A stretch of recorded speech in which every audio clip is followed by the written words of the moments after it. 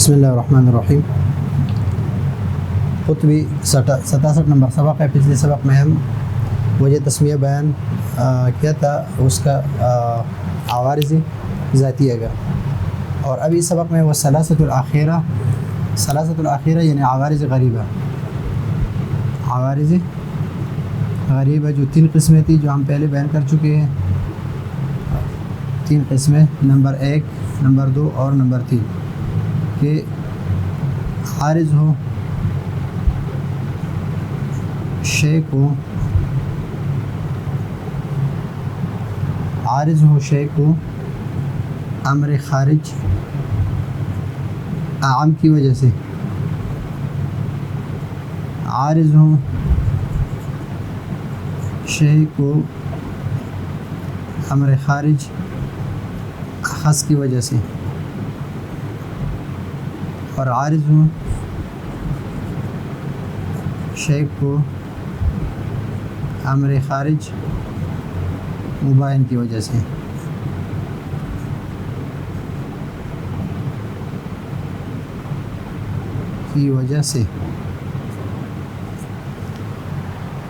اور اس کی مثال جس طرح ہم کہیں کہ الابیض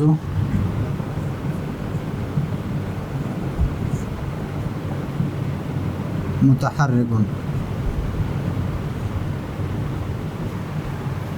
اور دوسری مثال اس میں امر خارج اخص کی وجہ سے ہو، الحیوان ضاحک، اور مبین کی وجہ سے الماء حار، الماء حار۔ تو ابھی یہ حرکت جو ہے، حرکت یہ ایک عارض ہے، اور یہ اس معروض کو عارض ہے۔ کس کو؟ اس معروض کو، یہ معروض ہے، اور یہ اس کو عارض ہے امر خارج عام کی وجہ سے۔ عام کیا ہے؟ جسم ہے،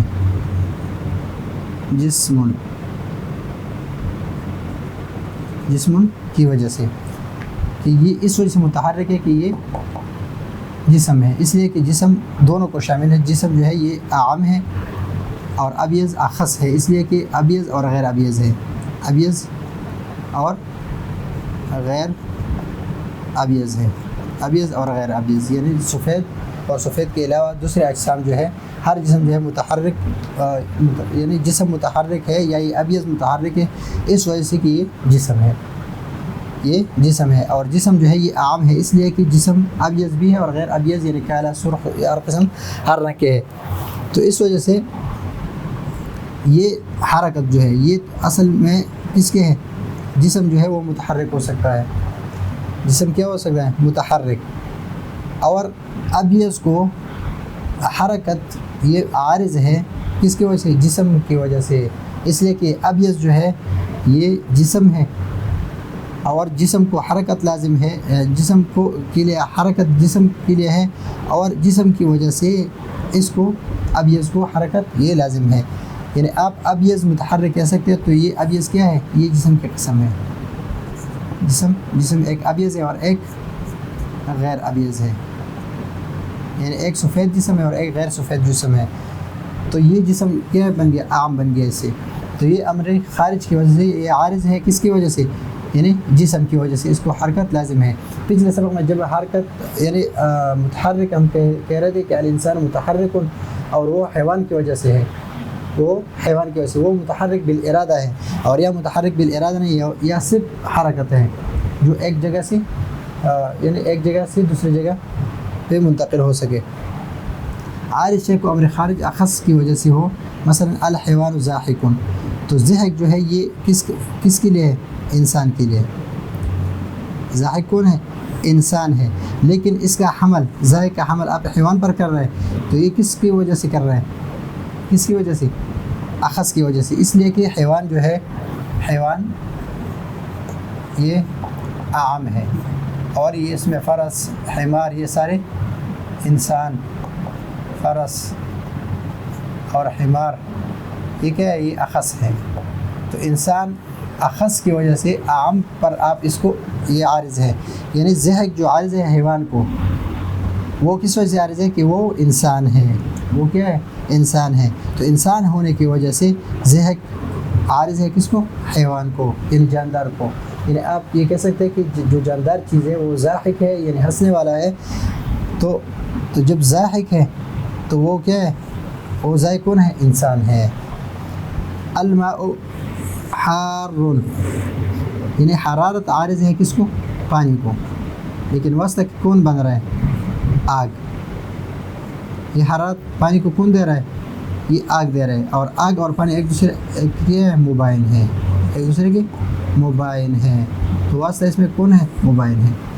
تو اس لیے سبق میں کہہ رہے ہیں کہ وہی العارض وہی یعنی الثلاثۃ، یعنی عوارض الثلاثہ، عوارض الثلاثۃ الاخیرہ. ایک عارض یہ ہے، ایک دو یہ ہے، اور تین یہ ہے. یہ تین عوارض ہے. والثلاثۃ الاخیرہ لامر خارج، وہ امر خارج کی وجہ سے ہو، اور وہ امر خارج جو ہے وہ اعم من المعروض ہے. یہ عارض مثلا، یہ عارض جو ہے یہ کیا ہے؟ الحرکہ. اور اس کے بارے میں ہم پڑھ چکے کہ یہ مبدأ محمول ہے، اور مراد اس سے المحمولات المشتقہ ہے. الحرکہ لامر خارج اعم، حرکت کس کو لازم ہے؟ للابیض. لامر خارج اعم جسم، لامر خارج اعم کیا ہے؟ جسم ہے. اور یہ جسم کس سے عام ہے؟ یہ الابیض سے.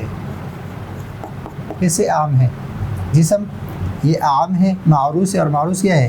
الابیض ہے، جس کو حرکت یہ عارض ہیں.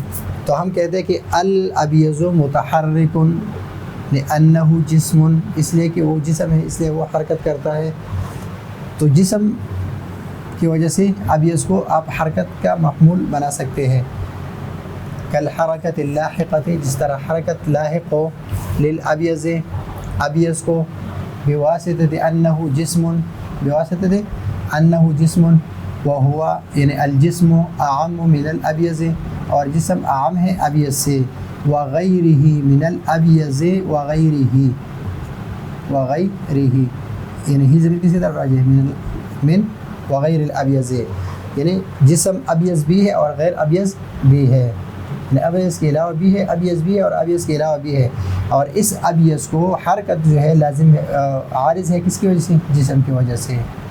تو یہ پہلے عارض، اور اس میں غرابت ہے، یہ واضح نہیں ہے، واضح نہیں ہے کس کی طرف؟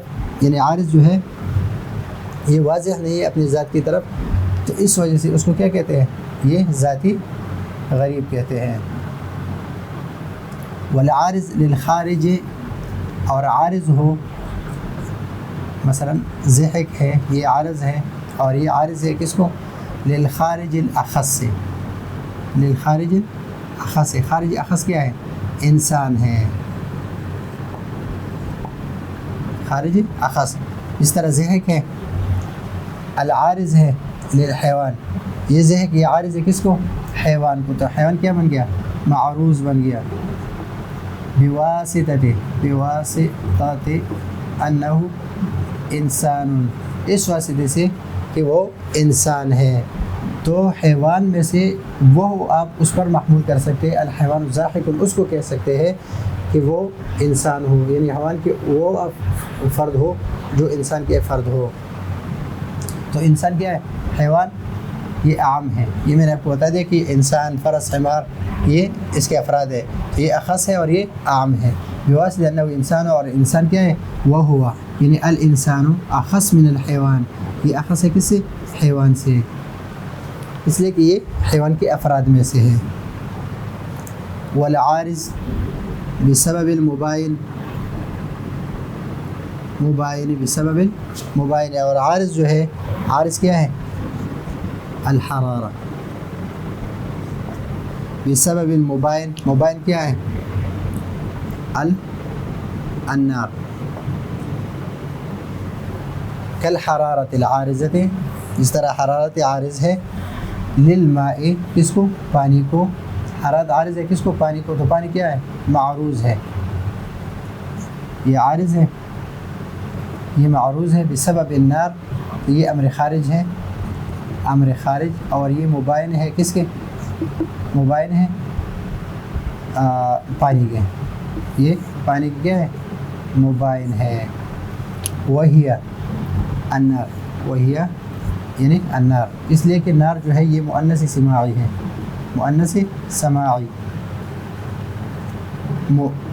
مباینۃ للماء، اس لیے کہ آگ جو ہے یہ مبین ہے کس کے؟ پانی کے۔ اور یہ تین عوارض جو ہے، یہ آخر تین عوارض جو ہے اس کو اعراض غریبہ کہتے ہیں، اور اعراض غریبہ اس وجہ سے کہتے ہیں لما، اس وجہ سے لما فیہا، اس لیے کہ ان فیہا ضمیر کس کی طرف ہے؟ عوارض غریبہ کی طرف، لما فیہا من الغرابت، من الغرابت، یعنی اس میں غرابت ہے، یعنی یہ غیر واضح ہے، کیا ہے؟ غیر واضح ہے، بالقیاس الی ذات المعروض، ذات معروض کی طرف اس کی جو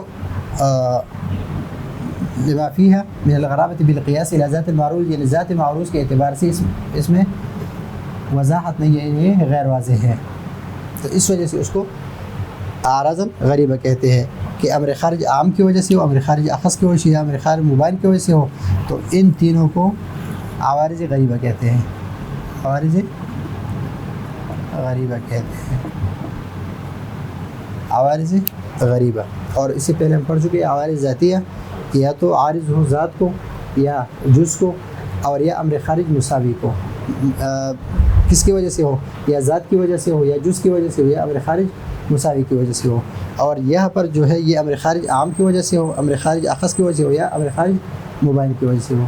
تو یہ ہے آج کا ہمارا سبق، اگلے سبق کے لیے اجازت چاہتے ہیں، اللہ حافظ۔